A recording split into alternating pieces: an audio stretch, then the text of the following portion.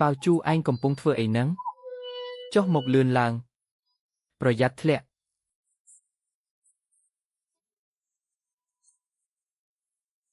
បើមានអ្នកសើចចំអកឯងប្រាប់គេទៅថានេះជាប៉ាវជូដែលបេះឲ្យឯង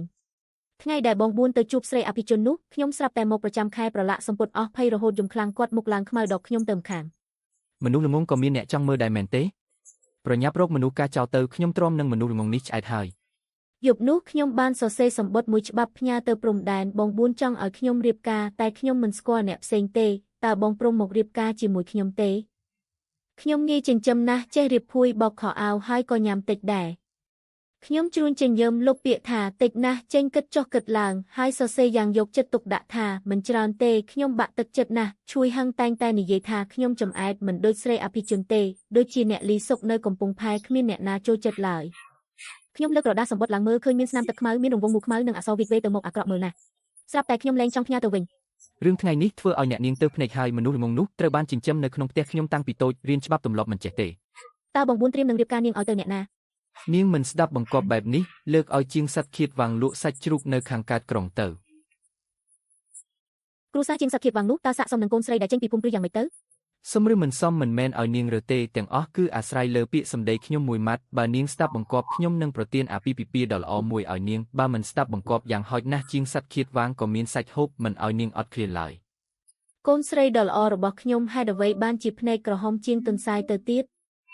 ម៉ែដោះខ្ញុំថ្ងៃនេះមិនមែនចិត្តណាធ្វើឲ្យបងទី4បាក់មុខឡើយសុំទោសផងខ្ញុំស្មានតែខ្លួនឯងចិត្តស្លាប់ទៅហើយក៏ទៅតែដឹងថ្ងៃនេះដែរថាមនុស្សស្រីត្រូវហូរឈាមរាល់ខែគ្មានអ្នកណាធ្លាប់បង្រៀនខ្ញុំរឿងទាំងនេះទេមិនមែនជាកំហុសរបស់កូនទេបើអ្នកម្ដាយរបស់កូននៅទីនេះទោះបីជាធ្វើឲ្យប្រឡាក់សម្ពុតក៏គ្មានអ្នកណាហ៊ានសើចចំអកកូនដែរហេតុអ្វីទៅម្ដាយរបស់កូនគឺជាមេតបដ៏មានអំណាចនិងអង្គអាចប៉ុន្តែម្ដាយរបស់កូនមិននៅទៀតទេពួកគេគ្រាន់តែមើលងាយដែលគ្រួសារកូនស្មោះត្រង់នឹងជាតិតែត្រូវឯកោគ្មានទីពឹងប៉ុណ្ណោះខ្ញុំព្យាយាមគិតណាស់តែគិតយ៉ាងណាក៏គិតមិនចេញពីទម្រង់មុខម្ដាយខ្ញុំដែរតាំងពីរឿងកាលពី7ឆ្នាំមុននោះមកខួរក្បាលខ្ញុំក៏មិនសូវល្អដែរខ្ញុំមិនបាននឹកឃើញដល់លោកឪពុកអ្នកម្ដាយយូរហើយប្រសិនបើពួកគាត់នៅទីនេះខ្ញុំប្រហែលជាមិនបាច់រស់នៅក្រោមដំបូលផ្ទះគេបែបនេះឡើយហុចសម្បត្តិឲ្យម៉ែដោះពឹងគាត់ឲ្យជួយផ្ញើទៅព្រំដែនខ្ញុំចាំបានត្រឹមតែគាត់ត្រកូលភ័យកូនស្រីដ៏ល្អរបស់ខ្ញុំច្រកទ្វារឆាងមិនឆ្ងាយណាស់តើមានសម្បត្តិណាផ្ញើទៅដោយគ្មានឈ្មោះនោះគាត់ចាំខ្ញុំច្បាស់ណាស់តើចាំមែនទេតាមពិតទៅក្នុងចិត្តខ្ញុំក៏ភ័យអដែរគ្រាន់តែធ្វើពុតជាដឹងច្បាស់ដើម្បីលាក់បាំងភាពខ្មាស់អៀនប៉ុណ្ណោះលោកឲ្យសូមជួយផងសូមឲ្យគាត់ចាំខ្ញុំឲ្យបានយប់នោះខ្ញុំយល់សប្តិឃើញកាលខ្ញុំនៅតូចលោកឪពុកអ្នកម្ដាយនៅឡើយថ្ងៃមួយមានក្មេងប្រុសម្នាក់ខឹងរត់ចេញពីផ្ទះមកពីព្រំដែនមកសុំធ្វើជាសិស្សម្ដាយខ្ញុំអាល្អិតឯងឈ្មោះអីគេហៅសគឺប៉ាវជូរបស់យើងនឹងណាប៉ាវជូពីរោះណាស់គាត់ប្រហែលជាចង់ជូនកាដូជូបមុខខ្លះដល់ខ្ញុំរាវក្នុងហោប៉ាវជាយូរតែរកអ្វីមិនឃើញសោះប៉ាវជូបងនឹងយកស្ករគ្រាប់មកឲ្យឯងញ៉ាំលើកក្រោយបងប្រុសបងនៅទីនេះម៉ែដោះប្រាប់ថានាងលួចពួនយំទៀតហើយងរងក់ដល់ហើយអត់មានទេអត់មានគឺល្អហើយរឿងម្សិលមិញខ្ញុំអត់ទោសឲ្យនាងចុះនាងធ្វើខ្លួនឲ្យល្អបន្តិចទៅខ្ញុំនឹងការនាងធ្វើជាស្រីស្នំតើល្អទេខ្ញុំមិនសូវយល់ថាស្នំមានន័យថាម៉េចទេតែខ្ញុំដឹងថាស្រីស្នំដូចជាអ្នកស្រីសុននៅក្នុងភូមិគ្រឹះគឺជាស្រីស្នំនាងត្រូវចូលចាំបម្រើលោកម្ចាស់និងលោកស្រីពិសាបាយខ្ញុំស្រមៃមើលរូបភាពដែលជួយហឹងនឹងអ្នកនាងសៀអង្គុយពិសាបាយនៅទីនោះហើយខ្ញុំចូលចាំដួសម្ហូបឲ្យនៅក្បែរនោះខ្ញុំក៏គ្រវីក្បាលយ៉ាងម៉ឺងម៉ាត់អត់ទេធ្វើជាស្រីស្នំរបស់ខ្ញុំតើមានអីមិនល្អទៅមិនបាច់រៀនច្បាប់ទម្លាប់មិនបាច់គិតបញ្ជីចង់ញ៉ាំច្រើនប៉ុណ្ណាក៏បានដែរនាងគឺជាជើហ្វាយគ្មានអ្នកណាហ៊ានថានាងឡើយខ្ញុំស្ដាប់ហើយក៏រំភើបបន្តិចដែរតែពេលខ្ញុំមើលភ្នែកគាត់ខ្ញុំបែរជាមានអារម្មណ៍ថាគាត់កំពុងបោកខ្ញុំគាត់ពីមុនក៏ធ្លាប់បោកខ្ញុំដែរនិយាយថានឹងនាំខ្ញុំទៅមើលកុំផ្កាខ្ញុំទន្ទឹងរង់ចាំតាំងពីថ្ងៃរហូតដល់យប់តែក្រោយមកគាត់បែរជាទៅជាមួយអ្នកនាងផ្ទះផ្សេងទៅវិញនិយាយថានឹងទិញនំស្រួយអាល់ម៉ុននៅខាងកើតក្រុងឲ្យខ្ញុំចាំពេញមួយថ្ងៃដោយក្តីសង្ឃឹមតែពេលគាត់ត្រឡប់មកវិញបែរជាសួរដេញដោលថាតើព្រមព្រៀងជាមួយខ្ញុំតាំងពីពេលណាខ្ញុំមិនជឿគាត់ឡើយឯងនិយាយថាស្នំល្អខ្លាំងណាស់ចុះហេតុអីបានជាអ្នកនាងស៊ីមិនធ្វើ ជួយហាំងខឹងខ្លាំងណាស់គាត់មិននិយាយរកខ្ញុំទេហើយក៏មិនអនុញ្ញាតឲ្យអ្នកបម្រើក្នុងភូមិគ្រឹះនិយាយជាមួយខ្ញុំដែរអ្នកណាហ៊ានសាកនឹងត្រូវកាត់ប្រាក់ខែអស់ម៉ែដោះមិនដឹងថាខ្ញុំធ្វើឲ្យជួយហាំងខឹងរឿងអីទេក៏ដាស់តឿនឲ្យខ្ញុំទៅសុំទោសគាត់ខ្ញុំមិនសុំទោសដាច់ខាតតើខ្ញុំមានកំហុសអីទៅខ្ញុំគ្រាន់តែនិយាយពាក្យមួយម៉ាត់ថាទេតែប៉ុណ្ណោះមួយរយៈនេះខ្ញុំក៏រឹងតឹងជាមួយគាត់បែបនេះគ្មានអ្នកណាហ៊ាននិយាយជាមួយខ្ញុំឡើយខ្ញុំក៏យកប្រាក់ដែលសន្សំទុកជាយូរមកហើយនោះចេញទៅលួចទិញសឹកបក្សីពណ៌បៃតងតូចមួយដែលអាចនិយាយបានថៅកែនោះនិយាយថាបក្សីនេះឆ្លាតណាស់និយាយអ្វីក៏បានដែរខ្ញុំត្រូវគេបោកទៀតហើយវាចេះនិយាយតែមួយម៉ាត់គត់គឺសូមឲ្យមានសេរីសួស្ដីនិងមានលៀបធំសัตว์ស្លាបតូចឲ្យឯងគិតថាគាត់ទទួលបានសម្បត្តិហើយឬនៅសូមឲ្យមានសេរីសួស្ដីនិងមានលៀបធំតើគាត់នឹងមករៀបការជាមួយខ្ញុំទេសូមឲ្យមានសេរីសួស្ដីនិងមានលៀបធំសំណាងហើយដែលឯងត្រូវខ្ញុំទិញយកមកខ្ញុំមិនស្អប់ខ្ពើមឯងទេអ្នករាល់គ្នាគ្មានអ្នកណានិយាយរកខ្ញុំទេតែល្អហើយដែលខ្ញុំនៅមានសត្វស្លាបតូចមួយក្បាលនិយាយជូនពលរាល់ថ្ងៃក៏អ៊ូអរដែរផ្លាស់សម្លៀកបំពាក់ហើយចូលវាំងជាមួយខ្ញុំទើបតែដឹងថាមានមេតបម្នាក់បានត្រឡប់មកទីក្រុងវិញនៅយប់នេះគាត់អាយុមិនទាន់ច្រើនទេតែមានឥទ្ធិពលខ្លាំងណាស់ព្រះរាជាផ្ទាល់បានរៀបចំពិធីជប់លៀងដើម្បីទទួលស្វាគមន៍គាត់មិនដឹងជាយ៉ាងម៉េចបែរជាផ្ញើលិខិតអញ្ជើញដល់ក្មេងស្រីកំព្រាតូចតាចដូចជាខ្ញុំដែរឆ្លងកាត់ការលំបាកជាច្រើនទីបំផុតខ្ញុំបានអង្គុយចុះក្នុងពិធីជប់លៀងនោះហើយបានឬពួកស្រីអភិជនខ្សឹបខ្សៀវគ្នាទេហើយឬនៅគឺលោកមេតបតូចភ័យត្រឡប់មកវិញហើយពិតមែនហើយឬថាគាត់កាលពីប្រហែលថ្ងៃមុនបានផ្ញើសារបន្ទាន់ប្រញាប់ប្រញាល់សូមរាជានុញ្ញាតត្រឡប់មកទីក្រុងវិញគាត់ស្នាក់នៅច្រកទ្វារឆាំងអស់រយៈពេល7ឆ្នាំវាប្រហែលយ៉ាងសាហាវដូចមនុស្សឈួតហេតុអីស្រាប់តែចង់ត្រឡប់មកវិញអ្នកណាដឹងទៅប្រហែលជាមិនមែនត្រឡប់មកដើម្បីរៀបការទេដឹងអាហាសត្រកូលភ័យមែនទេខ្ញុំត្រេកអរមួយរំពេចងើបមុខឡើងស្រាប់តែប្រទះភ្នែកនឹងជួយហាំងដែលនៅមិនឆ្ងាយខ្ញុំបន្ទាបក្បាលចុះដោយមិនសប្បាយចិត្តខ្ញុំស្អប់គាត់ណាស់កាលពីចូលវាំងមុននេះជួយហាំងដើរលឿនណាស់មិនព្រមចាំខ្ញុំទេខ្ញុំរត់ត្របកពេញមួយផ្លូវភ័យរហូតចង់យំតែនៅតែវង្វេងដែរឃើញមេឃជិតងឹតហើយខ្ញុំក៏វង្វេងផ្លូវខ្លាចរហូតហូរទឹកភ្នែកមិនដឹងជាយូរប៉ុណ្ណាទេស្រាប់តែមានពន្លឺកក់ក្ដៅមួយជះមកចំពីមុខគឺយុវជនម្នាក់កាន់គុំបំភ្លឺផ្លូវទៅចូលរួមពិធីជប់លៀងមែនទេចៃដន្យម្លេះខ្ញុំក៏ដូចគ្នាគាត់ខ្ពស់ណាស់តែដើរយឺតខ្ញុំដើរតាមគាត់បានយ៉ាងងាយស្រួលពេលដល់ក្រៅសាលពិធីជប់លៀងស្រាប់តែគាត់សួរខ្ញុំថាឯងឈ្មោះអីប៉ាវជូប៉ាវជូពីរោះណាស់ប្លែកណាស់គ្រាន់តែពាក្យដ៏សាមមួយម៉ាត់នេះតែខ្ញុំគិតមិនចេញថាលឺនៅឯណាទេខណៈពេលកំពុងស្រមើស្រមៃស្រាប់តែមានអ្នកណាម្នាក់នៅក្នុងសាលឧទានឡើងថាលោកមេតបទៅពីមកដល់ហើយខ្ញុំងាកទៅមើលតាមសម្លេងគឺយុវជនដែលនាំផ្លូវខ្ញុំអំបញ្ញមិញនេះឯងគាត់ដើរតម្រង់ទៅមុខព្រះភ័ក្ត្ររៀបចំអាវធំហើយលើកជង្គង់ចុះទូបង្គំធីស៊ូក្រាបថ្វាយបង្គំទ្រង់ព្រះករុណាក្រោកឡើងចុះអ្នកស្នេហាជាតិថ្ងៃនេះជាពិធីជប់លៀងទទួលស្វាគមន៍មិនបាច់គួរសំពេចទេទូបង្គំត្រឡប់មកទីក្រុងវិញលើកនេះមានតែបំណងប្រាថ្នាតែមួយគត់សូមព្រះករុណាប្រោសប្រទានទូបង្គំហ៊ានទាមទារសូមរៀបការជាមួយកូនស្រីជាទីស្រឡាញ់របស់អតីតមេតបចិនប៉ៃម៉ាំងឆាងហ៊ួននិងអតីតទីប្រឹក្សាកងទ័ពនាងយេគឺនាងប៉ាវជូមេតបក្មេងខ្ចីមានស្នាដៃចម្បាំងលេចធ្លោអនាគតដ៏ល្អបែបនេះគាត់មិនចង់បានបែរជាទៅរៀបការជាមួយមនុស្សល្ងងដែលឪពុកម្ដាយស្លាប់ចោលអស់ទៅវិញខ្ញុំក៏បើកភ្នែកធំសម្លឹងមើលយុវជនពាក់អាវក្រហមដែលលុតជង្គង់នៅក្នុងសាលដោយភាពស្រឡាំងកាំងគុណបុណ្យព្រះជួយសម្បត្តិដែលគ្មានឈ្មោះនោះផ្ញើទៅដល់ហើយគាត់ពិតជាមករៀបការជាមួយខ្ញុំមែនព្រះរាជាទ្រង់សញ្ជឹងគិតមួយស្របក់មិនដឹងជានឹកឃើញរឿងអ្វីទេព្រះភ័ក្ត្ររហ័សដូចជាមានការប្រែប្រួលយីងចាំបានថាប៉ាវជូគឺជាក្មេងស្រីកំសត់ម្នាក់ក្រែងតែឯងនៅចាំរឿងនេះយីងនឹងពេលនេះប្រហែលជាមិនសមស្របទេដង្ហើមខ្ញុំតាក់មួយរំពេចកយទ្រង់មានព្រះបន្ទូលយឺតថាប៉ាវជូនៅក្មេងណាស់មិនទាន់ដល់វ័យគ្រប់ការទេលោកមេតបតូចភ័យសូមកុំប្រញាប់ពេកបើជាបែបនេះរឿងនេះមិនបាច់ប្រញាប់ប្រញាល់ក្នុងពេលនេះទេទុកនិយាយគ្នានៅពេលក្រោយចុះខ្ញុំពិតជាមិនទាន់ដល់វ័យគ្រប់ការមែនប៉ុន្តែវាខ្វះតែកន្លះខែទៀតប៉ុណ្ណោះជួយហាំងគឺមានចេតនាតែម្ដងមកពីខ្ញុំល្ងងពេកធ្វើឲ្យរឿងខូចអស់ទៀតហើយ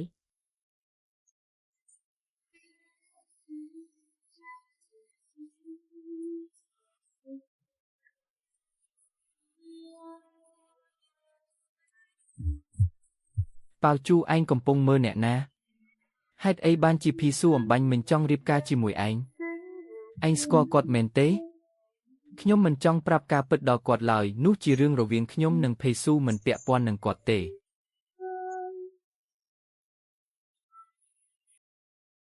ខ្ញុំឈឺពោះខ្ញុំសុំទៅក្រៅបន្តិចអំបញ្ញមិញនៅល្អសោះមិនក៏ស្រាប់តែឈឺមករដូវហើយល្ងងណាស់រឿងបែបនេះក៏មិនដឹងឆាប់ទៅបន្ទប់របស់ភ័យស៊ូស្ងាត់ណាស់នៅក្នុងខ្យល់មានក្លិនផ្កាដែលមិនស្គាល់អត្តសញ្ញាណក្រអូបតែមានជាតិផ្អែមបន្តិចខ្ញុំហិតយ៉ាងខ្លាំង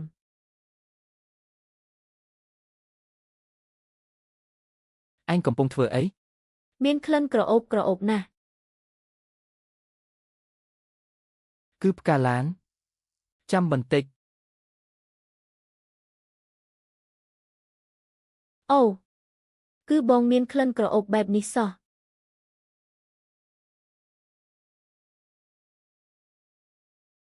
ក្រអូបណាស់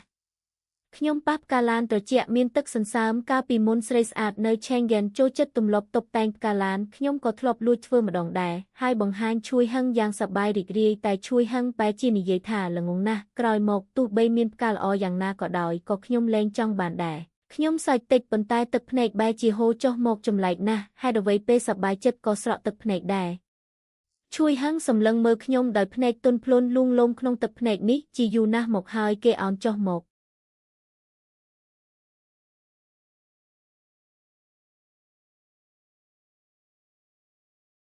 អបអូនឲ្យបងកំដរអូនសម្បត្តិដែលផ្ញើទៅចុងក្រោយបងក៏ទទួលបានដែរអូអំបាញ់មិញរវល់តែយំស្ទើរតែភ្លេចការងារសំខាន់សុំទោសខ្ញុំមិនដឹងថាបងមកលឿនយ៉ាងនេះទេសម្បត្តិនោះទើបតែផ្ញើទៅសោះពី Schengen មកទីនេះជិះសេះលឿនបំផុតក៏ត្រូវចំណាយពេលជាង1ខែដែរខ្ញុំគិតថាទទួលបានសម្បត្តិហើយឆ្លើយតបយ៉ាងហោចណាស់ក៏កន្លះឆ្នាំដែរខ្ញុំទើបតែរៀបចំខ្លួន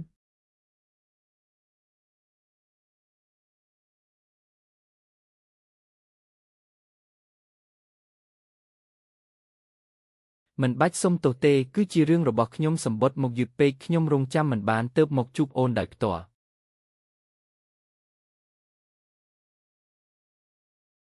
ចុះបងនៅតែចង់រៀបការជាមួយខ្ញុំទេខ្ញុំពិតជាស្ម័គ្រចិត្តប៉ុន្តែប៉ាវជូតើអូនបានមើលឃើញចិត្តខ្លួនឯងច្បាស់ហើយឬនៅ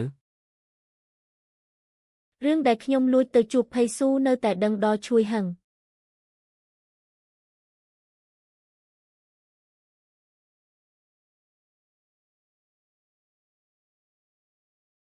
យប់មិញឯងទៅជួបផេស៊ូមែនទេឯងល្ងងណាស់គេលួចឯងហើយឯងនៅជួយគេរាប់លុយទៀតឯងគិតថាគេជាមនុស្សល្អមែនទេគេធ្លាប់សម្លាប់មនុស្សច្រើនជាងឯងធ្លាប់ជួបទៅទៀតគេមិនដែលស្គាល់ឯងទេហេតុអ្វីចង់រៀបការជាមួយឯងព្រោះតែសម្បត្តិល្ងងមួយច្បាប់នោះមែនទេ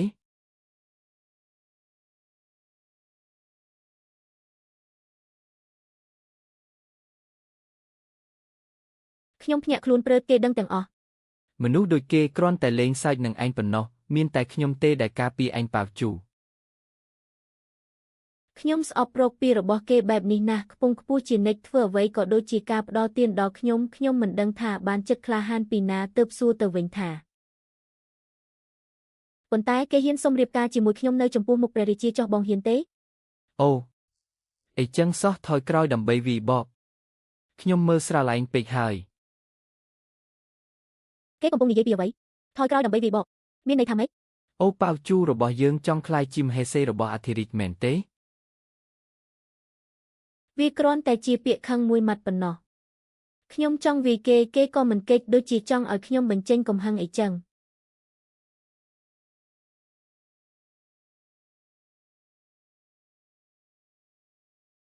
ប្អូនប្រុសធ្វើបាបក្មេងស្រីតូចបែបនេះតើមានន័យអីប្រកួតជាមួយបងប្រុសពីរជើងទៅមើលលោកម្ចាស់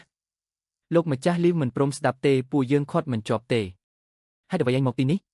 យប់មិញផ្ទះត្រូវភ្លើងឆេះគ្មានកន្លែងរស់នៅទើបត្រូវមកសុំជ្រកកោនជាមួយប្អូនប្រុសឈួយហឹងឯងក៏មិនដាច់ចិត្តដេញបងប្រុសចេញទៅក្រៅដែរមែនទេ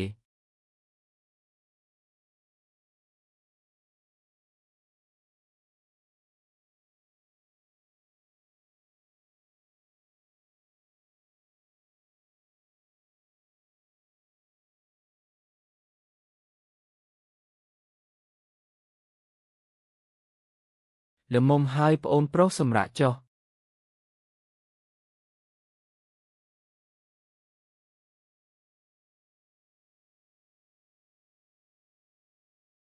ប្អូនប្រុសឈួយហឹងរបស់ខ្ញុំនេះក្បាច់គុណខ្សោយបន្តិចប៉ុន្តែកម្លាំងមិនតូចទេមើលចុះដៃខ្ញុំក្រហមអស់ហើយឈឺណាស់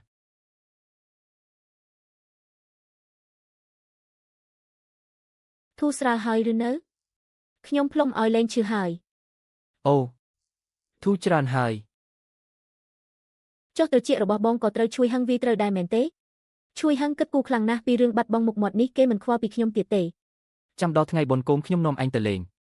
រួមទាំងនាងល្អិតនេះដែរបើជាពីមុនខ្ញុំប្រហែលជាយំអាអួល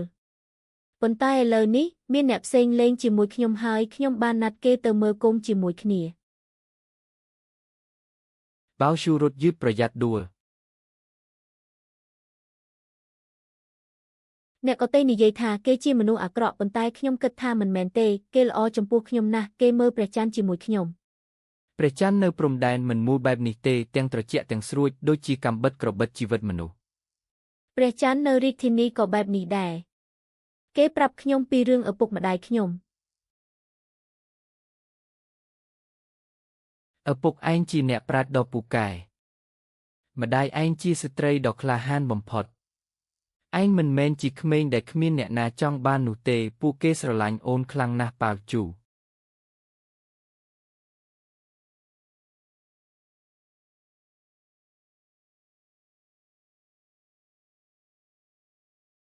បងប្រុសមើលចុះកុំសេះរត់នោះធ្វើបានស្អាតណាស់ អឹមពិតជាមិនអាក្រក់ទេ គេដើរតាមមកទៀតហើយមិនថាយើងទៅដល់ណាតែងតែមានកន្ទុយដេញមិនចេញមួយនេះតាមពីក្រោយមិនបាច់ងាកក្រោយក៏ដឹងថាជាឈួយហឹងដែរតាំងពីតូចដល់ធំគឺបែបនេះជានិច្ចគេដូចជាសត្វឆ្កែឆ្កួតដ៏រំខានម្នាក់ប៉ុន្តែមិនដែលដេញចេញឡើយបើបែបនេះមេរៀនថ្ងៃនេះត្រូវតែផ្ដល់ឲ្យគេហើយខ្ញុំចង់ឲ្យគេដឹងថាឈួយហឹងមិនមែនជាមនុស្សតែម្នាក់គត់ដែលខ្ញុំត្រូវមាននោះទេ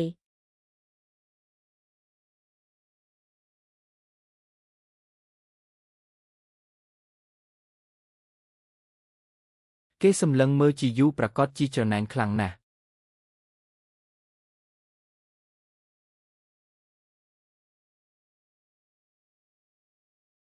អរគុណបងប្រុសប៉ៅជាឥឡូវនេះប្រកាសជាខាំបូមាត់នៅខាងក្រោយ យំហើយមែនទេអ្នកណាឲ្យឯងដើរតាមខ្ញុំត្រឡប់ទៅវិញទៅខ្ញុំចង់ជូនអ្នកណាគឺរឿងរបស់ខ្ញុំយកទេ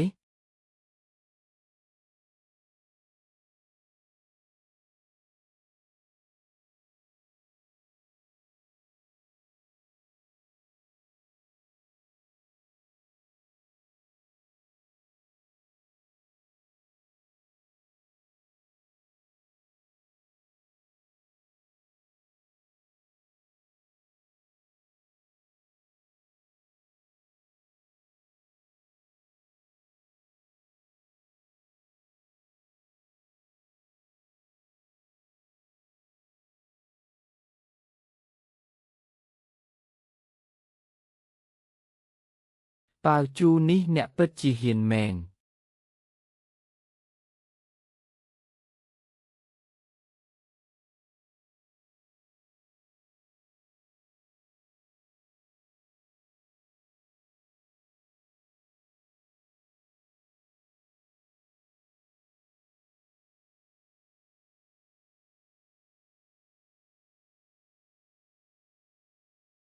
ទីបំផុតក៏អណ្ដែតមកដល់ហើយខ្ញុំចង់ដឹងណាស់ថានាងចង់រៀបការជាមួយអ្នកណាចង់ស្អាតជាងមុនឬចង់ឆ្លាតជាងមុនចាំមើលនាងល្ងងម្នាក់នេះសរសេរអីខ្លះ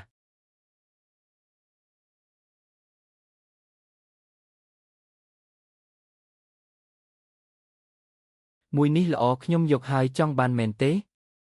ឯងមិនមែនមានអ្នកកំដរហើយទេអីឲ្យគេទិញឲ្យទៅគ្រាន់តែជាខ្លែងមួយសោះហេតុអ្វីត្រូវធ្វើបាបនាងម្លេះធ្វើបាបស្រីម្នាក់នេះគឺចេះតែគិតថាខ្លួនឯងសំខាន់ពេកហើយខ្ញុំទិញវាទុកជូនមនុស្សជាទីស្រឡាញ់របស់ខ្ញុំខ្ចប់វាទៅផ្ញើទៅភូមិគ្រីស្ត្រកូលឈួយ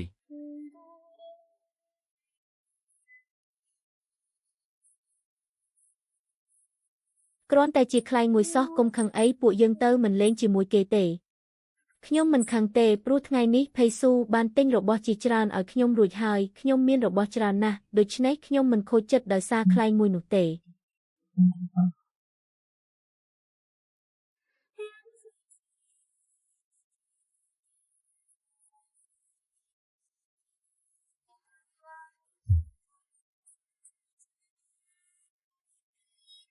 បម្រើការក្នុងសៀវភៅនិយាយថាមានក្មេងស្រីម្នាក់បានលង់ស្រឡាញ់មនុស្សម្នាក់ហើយក៏បានថើបគេមួយខ្សឺតើនេះជាហេតុអ្វីទៅ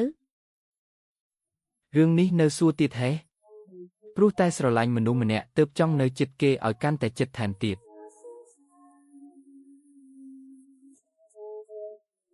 ភេស៊ូឯងបត់ភ្នែកទៅ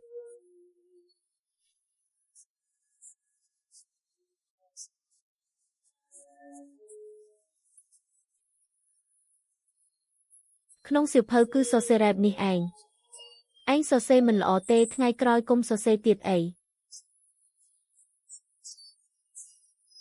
សរសេរបានល្អណាស់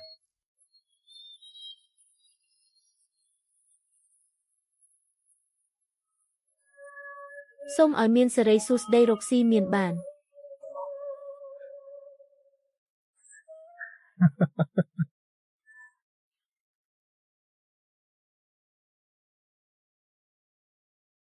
ប៉ោជូខ្ញុំមកហើយ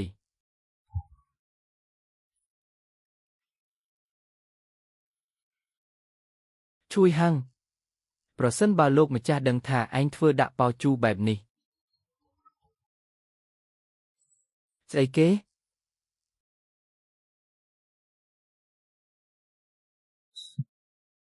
ហេតុអ្វីមិននិយាយទៀតទៅ ឯងគិតថាយកឪពុកខ្ញុំមកគំរាមគឺខ្ញុំខ្លាចចែនទេ តើលោកមេតបការពារព្រំដែននឹងត្រឡប់មកវិញនៅពេលណា ខ្ញុំមិនយល់ថាពួកគេកំពុងនិយាយពីអ្វីទេប៉ុន្តែខ្ញុំមើលដឹងថាគេកំពុងធ្វើបាបភីស៊ូមនុស្សអាក្រក់ខ្ញុំស្អប់ឯងណាស់ឯងលែងគេទៅ ឯងខ្វល់ធ្វើអីថាខ្ញុំព្រឺមិនព្រម ឯងគ្រាន់តែគិតថាខ្ញុំគួរតែនៅរងចាំឯងដោយស្ដាប់បង្គាប់នៅពេលដែលឯងចង់បានគ្រាន់តែហៅមួយម៉ាត់ខ្ញុំក៏ត្រូវរត់ទៅរកដូចជាសាច់ឆ្កែមែនទេខ្ញុំនឹងមិនទៅទីនោះទៀតឡើយខ្ញុំមិនត្រូវការឯងទៀតទេ រាជសារមកដល់ហើយ ព្រះរាជជង្ការមហាក្សត្របុត្រីត្រកូលនាងប៉ាវជូនិងមេតភ័យថ្ងៃនេះជាឆ្នាំមង្គលព្រះមហាក្សត្រប្រទានមង្គលការដល់អ្នកទាំងពីរជាគូនឹងគ្នា សូមអបអរសាទរលោកស្រីសូមអបអរសាទរលោកមេតបទូចភ័យនេះគឺជាព្រះមហាករុណាธิគុណដ៏ធំធេងណាស់ រីកា ពួកហ៊ូខាងជើងលួចឆ្មក់វីប្រហារពេលយប់បាត់បង់ក្រុងចំនួន3បន្តបន្ទាប់គ្នា ព្រះរាជាបញ្ជាឲ្យមេតភ័យចេញដំណើរជាបន្ទាន់ដើម្បីទៅជួយសមរភូមិភាគខាងជើង ប៉ោជូចាំខ្ញុំត្រឡប់មកវិញរៀបការជាមួយនាងណា នាងចាំខ្ញុំបន្តិច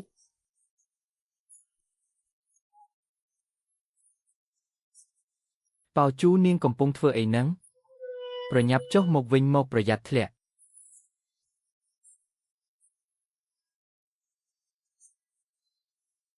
ប្រសិនបើមាននរណាម្នាក់សើចចំអកដាក់ឯងប្រាប់គេទៅថានេះជាផ្កាដែលប៉ោជូបេះឲ្យឯង ត្រូវហើយនេះជាការដែលប៉ោជូរបស់ខ្ញុំបេះឲ្យបើមាននរណាហ៊ានសើចចំអកខ្ញុំនឹងកាច់ក្បាលគេចោល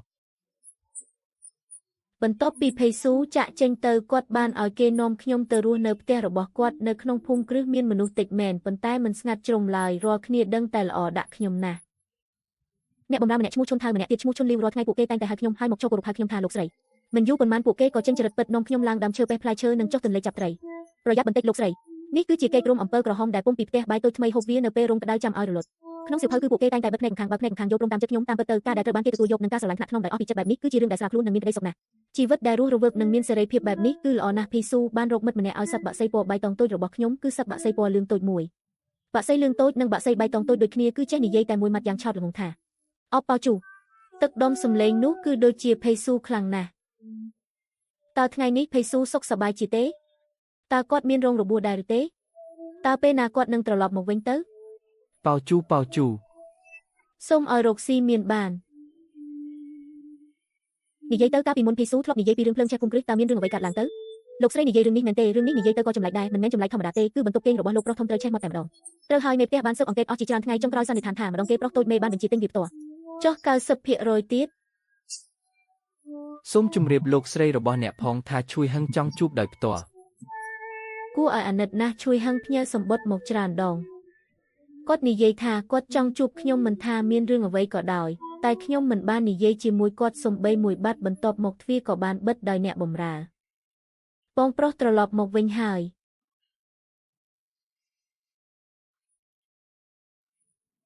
ឯងចេញទៅជួយហឹងខ្ញុំស្អប់ឯងណាស់ឯងចេញទៅ ប៉ោជូតើខ្ញុំរៀនធ្វើជាគេមិនដូចត្រង់ណាទៅ ភេស៊ូមិនធ្វើដាក់ខ្ញុំបែបនេះទេ នាងគិតថាគេអាចមានជីវិតត្រឡប់មកវិញមែនទេថ្ងៃនេះនៅក្នុងរាជវាំងទើបតែទទួលបានសម្បត្តិសម្ងាត់ភេស៊ូត្រូវគេលុបឆ្មក់វីប្រហារឥឡូវនេះបាត់ខ្លួនរកមិនឃើញឡើយខ្ញុំនឹងរៀបការជាមួយនាងប៉ោជូរឿងដែលគេមិនទាន់បានធ្វើខ្ញុំនឹងធ្វើជំនួស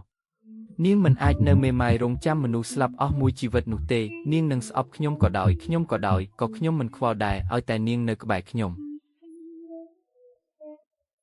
នៅពេលនោះខ្ញុំមិនបានយំឡើយគឺស្ងប់ស្ងាត់យ៉ាងចម្លែកគាត់បានបន្សល់ទុកមើមឆៃថាមួយឲ្យខ្ញុំដោយសង្កត់វានៅក្រោមខ្នើយរបស់ខ្ញុំ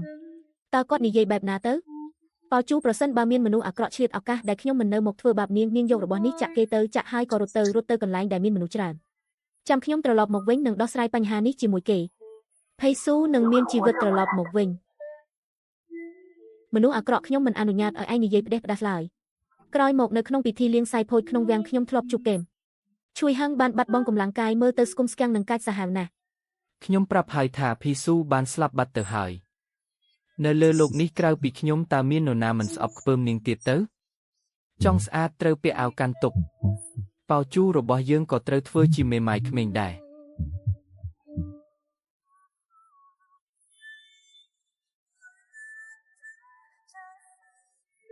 គាត់មិនទាន់ស្លាប់ទេខ្ញុំបានសម្រេចចិត្តយ៉ាងម៉ឺងម៉ាត់ខ្ញុំជាភរិយារបស់ភេស៊ូទោះជាយ៉ាងណាក៏ត្រូវរួមស្លាប់ជាមួយគាត់ដែរខ្ញុំដើរបណ្ដាគិតបណ្ដាប្រសិនបើគាត់មិនអាចត្រឡប់មកវិញបានទេខ្ញុំនឹងទៅតាមរកគាត់ធ្លាប់សន្យានឹងផ្ដល់ជីវិតមួយឲ្យខ្ញុំនឹងរងចាំគាត់អស់មួយជីវិតចាំគាត់ត្រឡប់មកវិញមិនថាជាទីណាឡើយខ្ញុំនឹងនៅក្បែរគាត់ជានិច្ចក្មេងស្រីតូចរបស់ខ្ញុំហេតុអ្វីបានជាស្រក់ទឹកភ្នែកទៅហើយគឺភេស៊ូ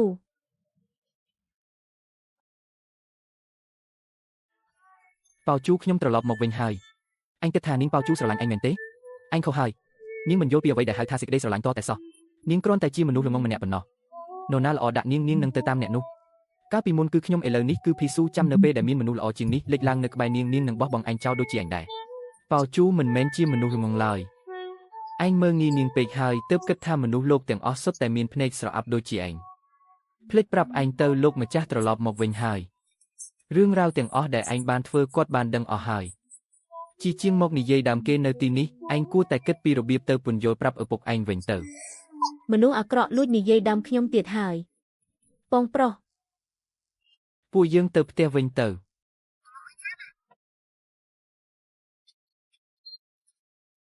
ធ្វើជាគ្រូអស់មួយជីវិតនៅលើផ្លូវទៅកាន់បរលោកតើខ្ញុំមានមុខមាត់ឯណាទៅជួបជូហួននិងអាអ៊ីទៀតទៅ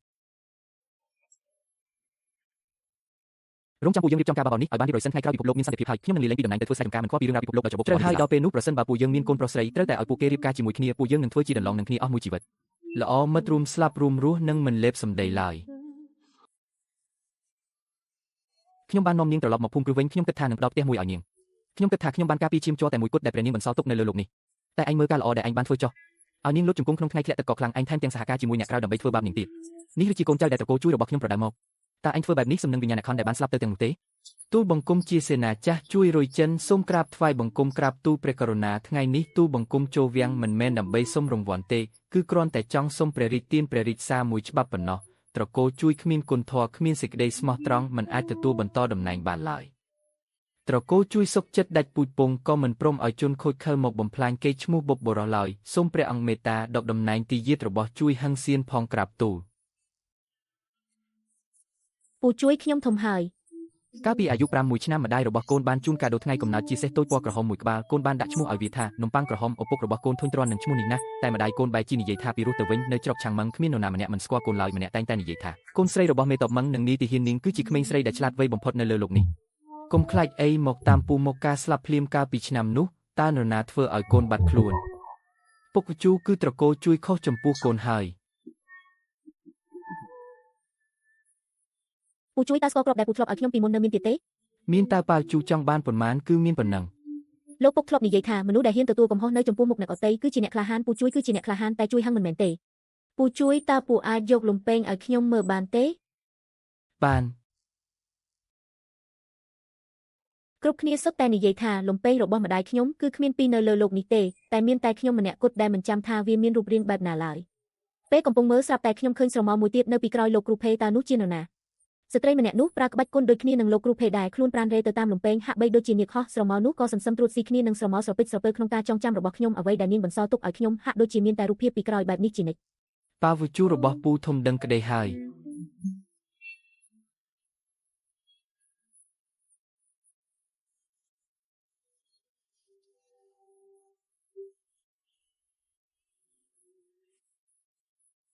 ព្រះរាជាទូលបង្គំភេស៊ូសូមនាំប៉ាវជូត្រឡប់ទៅច្រកឆាំងម៉ឹងវិញ អនុញ្ញាតទីហូតមិនអាចខ្វះមេតបបានទេប៉ាវជូក៏ដល់ពេលត្រូវត្រឡប់ទៅផ្ទះវិញដែរ នៅថ្ងៃចេញដំណើរឈុនថៅបានជូតទឹកភ្នែកពេញមួយព្រឹកចំណែកឯឈុនលីវិញមិនបានយំទេគ្រាន់តែព្យាយាមញាត់នំចូលក្នុងស្ពាយរបស់ខ្ញុំយ៉ាងខ្លាំងរហូតធ្វើឲ្យឈុនថៅយំលែងចេញឯងគួរតែញាត់ខ្លួនឯងចូលទៅជាមួយតែម្ដងទៅឈុនថៅសម្លឹងមើលនាងទាំងហួសចិត្តឈុនលីវក៏សម្លឹងទៅវិញរួចក៏ញាត់នំផ្កាម្លិះមួយកញ្ចប់ធំថែមទៀត ប៉ាវជូខ្ញុំសុំទោសរឿងរ៉ាវកាលពីមុនសុទ្ធតែជាកំហុសរបស់ខ្ញុំសុំទោស ឯងស្គមជាងមុនហើយតែខ្ញុំមិនចង់អត់ទោសឲ្យឯងទេ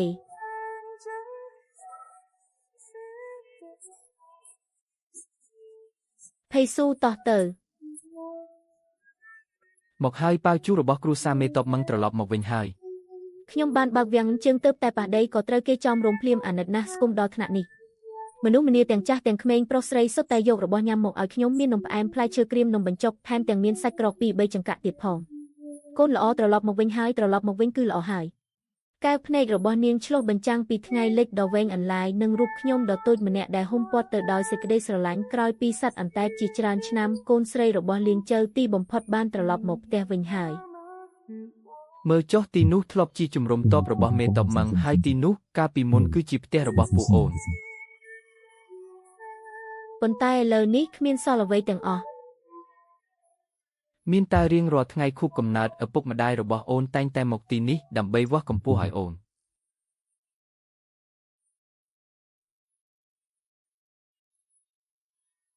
ប៉ាវជូខ្ពស់ជាងមុនហើយ